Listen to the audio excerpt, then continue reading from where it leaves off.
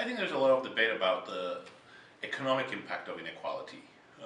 There's a literature on, how greater inequality might slow economic growth because it creates a less conducive environment for consumer demand or for credit. But at the end, my view and that of our book with James Robinson is that the more pernicious effect of economic inequality comes indirectly through its impact on political inequality. It's a general pattern throughout history, and we see around today, that when economic inequality increases, the people who become economically more powerful will often attempt to use that power in order to gain even more political power. And once they are able to monopolize political power, they will start using that for changing the rules in their favor. And that sort of political inequality is the real danger that's facing the United States.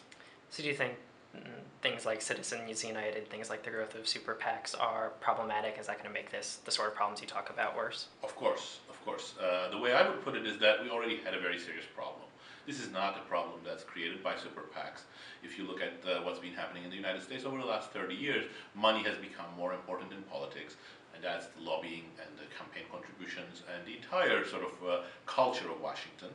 And that has gradually increased the importance of the very wealthy, those who have access to resources through their corporations or through their own bank account in the political discourse. And instead of trying to stem that tide, we've done the opposite, and we have now opened the sluice gates, and we said now you can use that money without any restrictions whatsoever with Citizens United and with super PACs. So I see the super PACs as a very worrying trend, but they're really the tip of the iceberg. It's not just the super PACs that we have to deal with.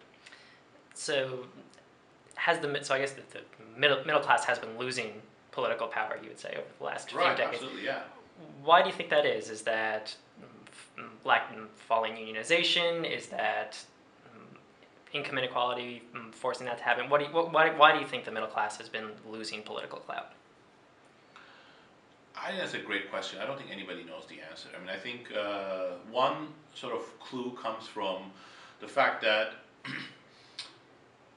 running an election today is just a much more expensive business than it was 50 years ago. And where is that money going to come from? It's going to come from lobbying and campaign contributions.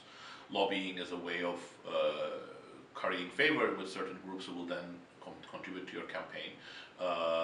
And that generally shifts the attention of politicians genuinely and cynically towards the very wealthy, and the concerns of the middle class become less important.